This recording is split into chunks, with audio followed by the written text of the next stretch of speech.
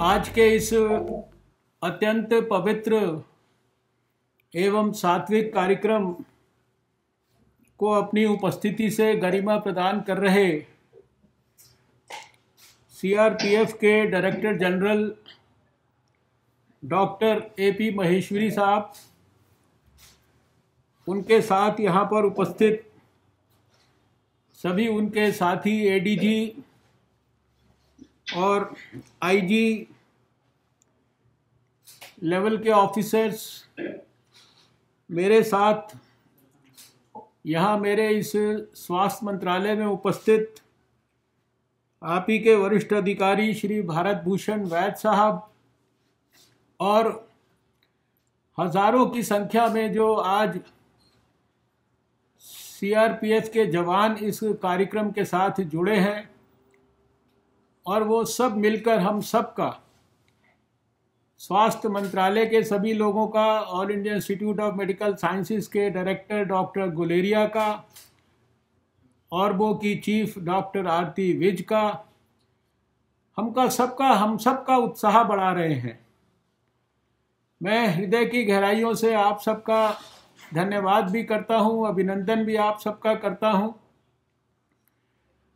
आज का ये कार्यक्रम बहुत ही पवित्र कार्यक्रम है और आज अंगदान दिवस है। यूँ तो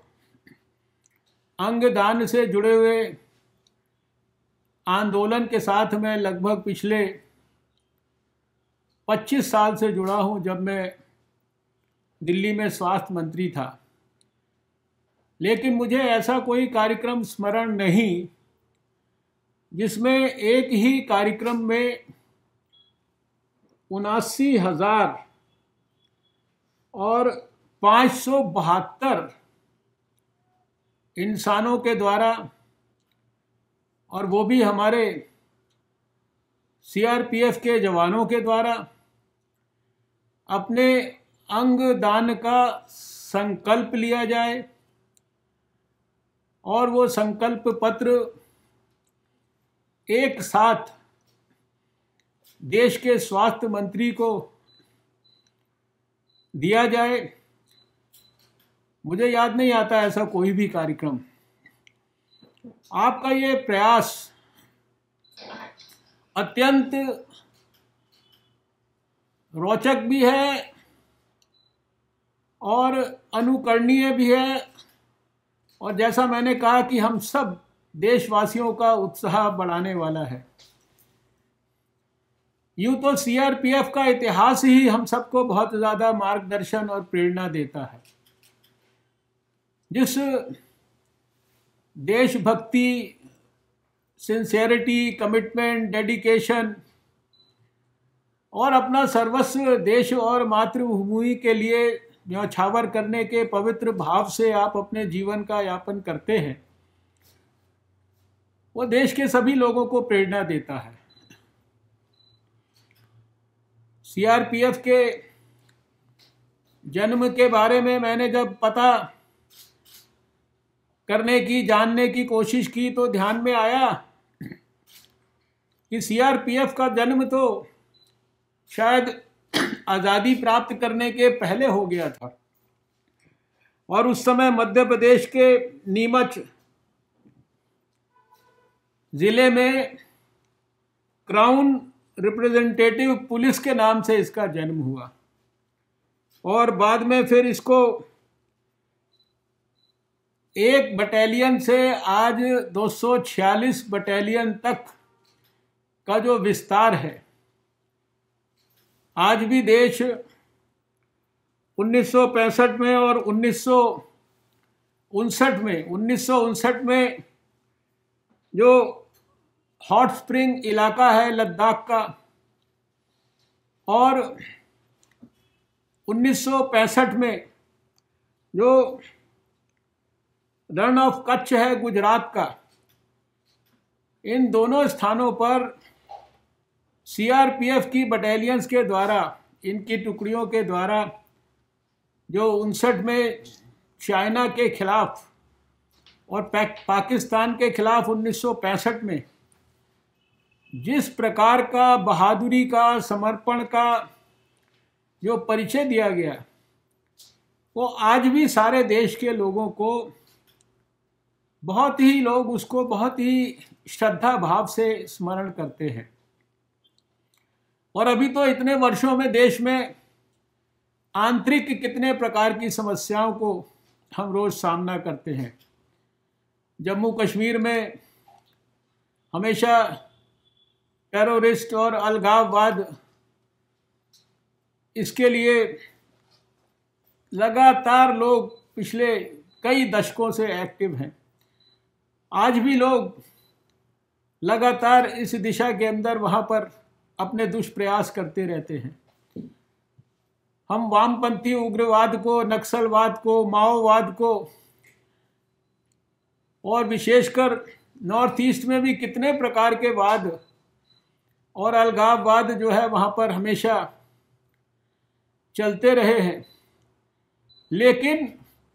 देश में भरपूर उदाहरण है जब इनका बहादुरी से सामना करने के लिए सीआरपीएफ के जवानों ने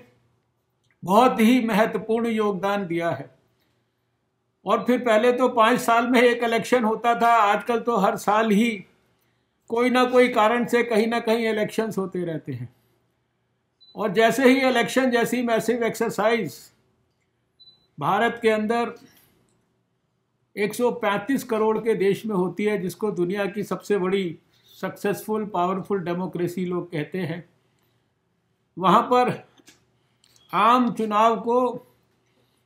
शालीनता से, शांति से संपन्न कराने में जो वर्षों से योगदान सीआरपीएफ का रहा है, उसको हम लोग कभी भुला नहीं सकते। उसकी सारे दुनिया में चर्चा होती है। भारत के चुनाव की निष्पक्षता की, उसमें लॉ एंड ऑर्डर की, उसको स्मूथली कंडक्ट कराने की।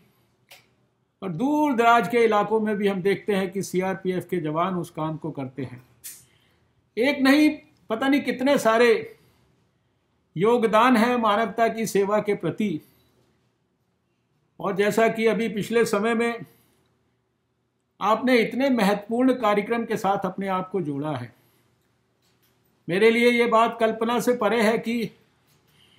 एक सोच या एक कार्यक्रम की नींव 3 महीना पहले रखी गई हो, अगस्त के महीने में 14 अगस्त को, और वो भी वीडियो कॉन्फ्रेंस के माध्यम से रखी गई हो, और उसमें ऑर्गन डोनेशन के बारे में बात हुई हो, और उसमें एक संस्था का डायरेक्टर जनरल अपने साथियों को साथ में लेकर और 3 महीने के अंदर 80,000 से ज़्यादा अपने जवानों को प्रेरित कर दे, इस स्तर तक प्रेरित कर दे कि वो अपने जीवन को जीवन पर्यंत तो देश के लिए समर्पित रखते ही हैं, लेकिन मृत्यु के उपरांत भी वो अपने देश के लिए अपने जीवन को समर्पित करने के लिए संकल्प लेते हैं। उनको हर तरीके से प्रेरित रखना और इतने शॉर्ट पीरियड के अंदर, जिस प्रकार से अभी कोविड काल में तो हमने देखा कि पैरामिलिट्री फोर्सेस ने कोविड वॉरियर्स के रूप में भी काम किया, लेकिन यहाँ पर आपने इतनी बड़ी अंगदान योद्धाओं की एक फोर्स खड़ी कर दी देश के अंदर। ये कोई साधारण बात नहीं है। और फिर जिस प्रकार से आप लगातार करे जा रहे हैं, खाली अपने ही लोगों को नहीं, समाज के लोगों को भी इसके लिए प्रेरित कर रहे हैं, इसके लिए शिक्षित कर रहे हैं, इसके लिए जन जागरूकता का अभियान चला रहे हैं, साइक्लोथॉन कर रहे हैं, और फिर अपने ही जो आपके पुलिसकर्मी हैं, अपने ही जो आपके जवान हैं, उन सब के लिए, और विशेषकर वो जो कष्टदायक परिस्थितियों में देश के लिए अपने आप को समर्पित करते हुए किसी न किसी रूप में दिव्यांग हो गए, उनको कितने प्रकार के सपोर्ट सिस्टम्स आप एस्टैब्लिश कर रहे हैं। उनको फिजिकल रिहैबिलिटेशन करना है, साइकोलॉजिकल रिहैबिलिटेशन करना है, उनके लिए स्किलिंग करनी है, उनके लिए सब प्रकार के आर्टिफिशियल लिम्स की व्यवस्था करनी है। ये सारे काम आप कर रहे हैं और मैं ये समझता हूं कि ये सब अपने आप में बहुत ही पवित्र, और इसको अगर मैं ये कहूं कि ये मानवीय कार्य से भी ज़्यादा इनको मैं ईश्वरीय कार्य मानता हूं। इसमें कोई शक की बात नहीं कि हमारे गृह मंत्री जी ने इस वर्ष को आप सबको स्मरण कराया है कि ये मानवीय संवेदनाओं का वर्ष है। मानवीय संवेदनाएं तो हर वर्ष, हर समय, हर क्षण हमारे जीवन का एक अंग होनी चाहिए, और शायद इस अंग दान के काम से बड़ा कोई दूसरा काम नहीं हो सकता। मैंने आपके जो अभी भाषण का जो अंतिम जो फैग एंड था, उसमें एक आपने बहुत महत्वपूर्ण बात कही। आपने कहा कि जब अपना अंग उसके लिए संकल्प किया और दूसरे के जीवन को बेहतर बनाने के लिए उसको ऑफर कर दिया, तो फिर अपने अंग को स्वस्थ रखना, अपने शरीर को स्वस्थ रखना भी ये बहुत ही महत्वपूर्ण है। और मैं ये समझता हूँ ये जो आपका वाक्य है आज का, इसको मैं बहुत इम्पोर्टेंट वाक्य मानता हूँ। आज हमारे देश में भी fit India, eat right India, स्वच्छ भारत, ये जो मूवमेंट्स चल रहे हैं, ये सारे इसी दिशा के अंदर प्रयास हैं जिनके माध्यम से हम हेल्थ फॉर ऑल को भी अचीव करना चाहते हैं। देश के सब लोगों को ठीक संतुलित भोजन लें वो, और लगातार एक्सरसाइजेस करें, फिजिकल एक्टिविटी करें, योगा करें, मेडिटेशन करें, साइकिलिंग करें, वॉकिंग करें, जिम करें, जॉगिंग करें, और पूरी तरह से स्वस्थ रखें अपने आप को। लेकिन ये कितना महत्वपूर्ण आपने वाक्य प्रयोग किया कि अगर अंग दान भी किसी के लिए करना है, क्योंकि हम सब जानते हैं कि ये जो अपने शरीरों को, शरीर के सब हिस्सों को दान के रूप में समर्पित करने की जो प्लेज है, इसका मायना क्या है। इसका मायना शायद अभी ये जिन्होंने प्लेज किया है वो भी इतनी गहराई से नहीं समझ पाए होंगे। हम जानते हैं कि कितने सारे लोग, उनके जीवन में शरीर के बहुत सारे अंग, चाहे वो किडनी हो, चाहे वो लंग्स हो, चाहे वो हार्ट हो, चाहे वो लिवर हो, पैनक्रियाज हो, किसी को बोन के अंदर चोट लग जाए, बोन का ट्यूमर हो जाए, किसी को बर्न हो जाए तो उसके लिए स्किन की जो कमी है वो प्राणलेवा हो सकती है। किसी के हार्ट के खाली वॉल्व ही एक खराब हो जाए तो वो भी जो है एक प्रकार से हार्ट को एंड स्टेज डिजीज की तरफ लेकर जाता है। और इतने प्रकार के शरीर में और दूसरे टिश्यूज़ हैं, और विशेषकर जो हमारी आंखें हैं, इसमें जो कॉर्निया है, इसका डोनेशन तो ऐसा है कि ये एक व्यक्ति अगर उसकी कॉर्निया डोनेट होती है, आई डोनेशन होता है, तो शायद 4 लोगों को जीवन के अंदर रोशनी मिल सकती है। मैं आज भी वो क्षण भूल नहीं सकता जब 2014 में स्वास्थ्य मंत्री के रूप में डॉक्टर आरती विज को याद होगा कि एक बच्ची 16-17 साल की शायद होगी, वो, मुझे अगर नाम ठीक स्मरण है तो उसका नाम सुरभि था, और उसके एक्सीडेंट होने के बाद उसके माता पिता ने उसके सारे अंग एम्स को डोनेट किए, और शायद कम से कम 6 से 7 लोगों को एक प्रकार से उनके प्राण की रक्षा, उनको नया जीवन देने का काम उस सुरभि के शरीर के अंगों से हुआ और फिर सुरभि की यादगार में हम लोगों ने पौरवों के अंदर एक हमेशा के लिए उसकी यादगार के रूप में उसको प्रतिष्ठित किया था। 40 से ज़्यादा लोगों को अलग अलग किस्म के टिश्यूज़ मिले। ये हमारे शरीर का उपयोग हो सकता है। और इतने सारे जितने अंग बड़े बड़े मैंने जिनकी अभी चर्चा की, मैं कितने सारे ऐसे मरीजों का तो प्रत्यक्षदर्शी हूँ। उनके ट्रांसप्लांट में इस 1 वर्ष में जब कोविड काल में बहुत सारे लोगों के लंग्स पूरी तरह खराब हो गए, शरीर के बाकी सब अंग काम करते थे,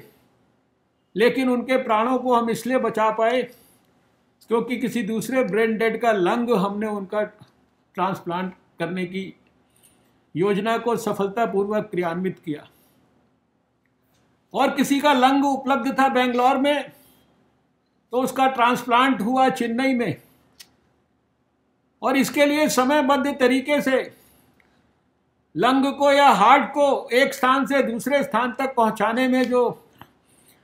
आपकी जैसी संस्थाओं के, पुलिस के अनेक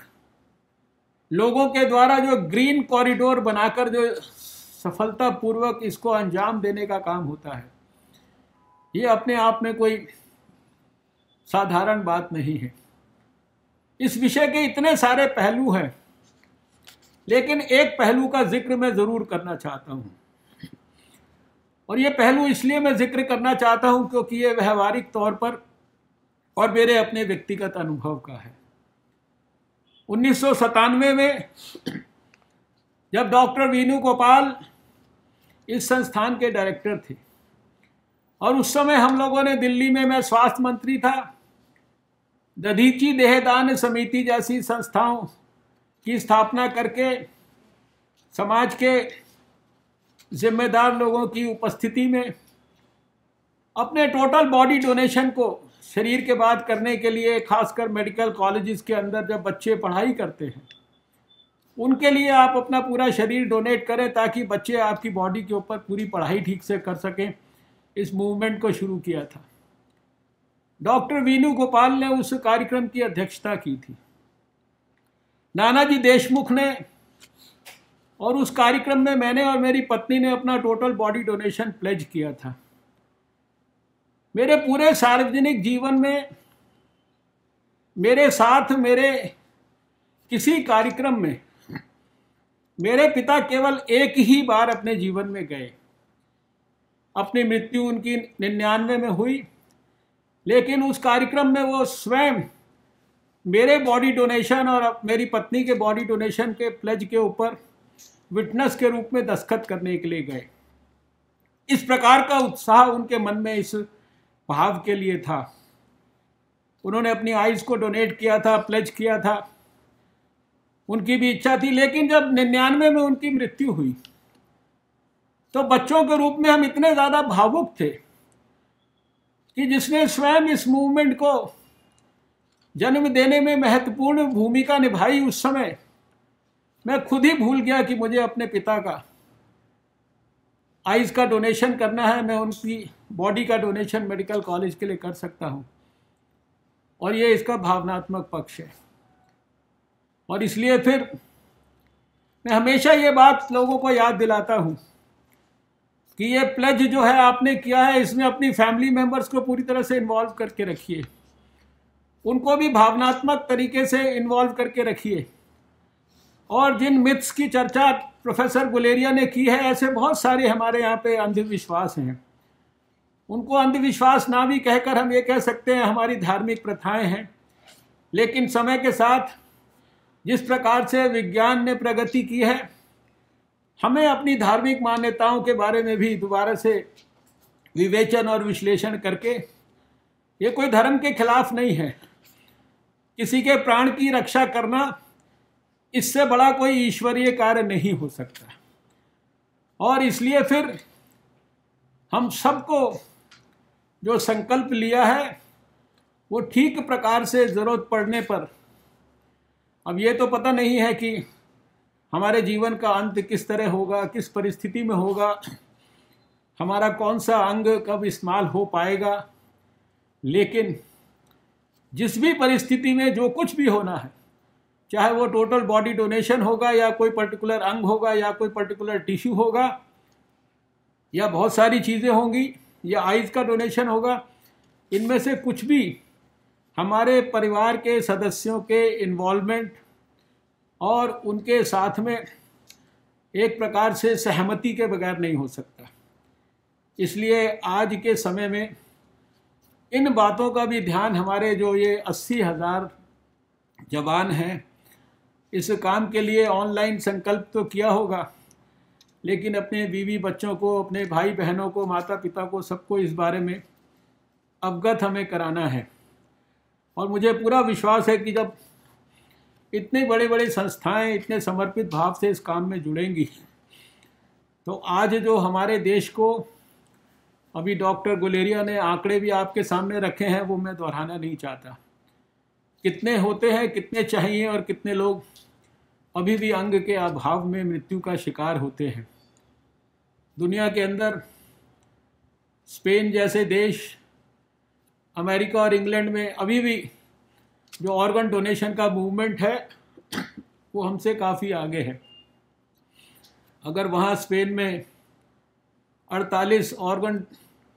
ट्रांसप्लांट होते हैं 1 मिलियन पर, तो हमारे यहाँ पर अभी जो संख्या है वो 1 से भी कम है। यद्यपि पिछले वर्षों में हम लोगों ने बहुत प्रगति की है और शायद दुनिया में तीसरे नंबर पर हम आगे बढ़ रहे हैं। और जिस तेज़ी से हम आगे बढ़ रहे हैं और जिस प्रकार की भावना हमारे डीएनए में है, जिस प्रकार के संस्कार हमारे देश में हैं, जिस तरह से स्वामी विवेकानंद ने हमें कहा है कि जीवन में केवल वही लोग जीते हैं जो दूसरों के लिए जीते हैं, बाकी सब लोग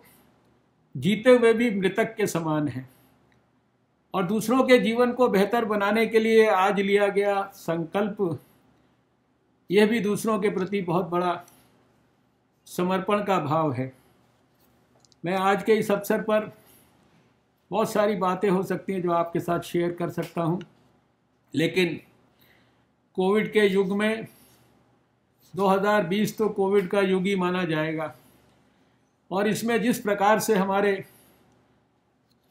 पुलिस कर्मियों ने फ्रंट लाइन वर्कर्स के रूप में, चाहे वो सीआरपीएफ के हों, चाहे वो पुलिस के दूसरे विंग्स के हों, उन्होंने भी किसी कोरोना वॉरियर से कम काम नहीं किया। आपने उल्लेख किया ब्लड डोनेशन के कैंप का, जिसमें मैंने शिरकत की। अभी पिछले दिनों प्लाज्मा वॉरियर्स यानी प्लाज्मा डोनेशन करने वाले भी पुलिस कर्मियों के एक कैंप में मैंने शिरकत की थी, जिसमें पुलिस कमिश्नर साहब दिल्ली के आए थे। और ऐसे ऐसे पुलिसकर्मी जिन्होंने 2 बार अपना प्लाज्मा डोनेशन 1 महीने 1.5 महीने के अंदर किया, खुद कोविड से प्रभावित होने के बाद, और वहाँ लाइन लगी थी लंबी ऐसे पुलिसकर्मियों की। वो बहुत भावनात्मक क्षण था हमारे लिए। तो ऐसे आपके जैसे पुलिस के कोविड वॉरियर्स को भी हम बहुत दिल की गहराइयों से सैल्यूट करते हैं। डॉक्टरों का, नर्सिस का, अस्पताल में काम करने वाले पैरामेडिक्स के कंट्रीब्यूशन का, और उनके जिनके प्राण चले गए उनके कंट्रीब्यूशन को तो हम लोग कभी भूल नहीं पाएंगे। उनकी माताओं के कंट्रीब्यूशन को कभी नहीं भूल पाएंगे, जिन्होंने एक भी कोविड वॉरियर को कोविड के खिलाफ जंग में जाने से रोका नहीं। और 11वें महीने में भी किसी कोविड वॉरियर ने देश में ये नहीं कहा कि मैं अब थक गया हूँ, मुझे थोड़ा रेस्ट दे दो। मैं समझता हूँ ये ऐसे उदाहरण हैं जो समाज के सब लोगों को बहुत प्रेरणा देते हैं। यहाँ पर चर्चा हुई थी पिछले साल के ऑर्गन डोनेशन के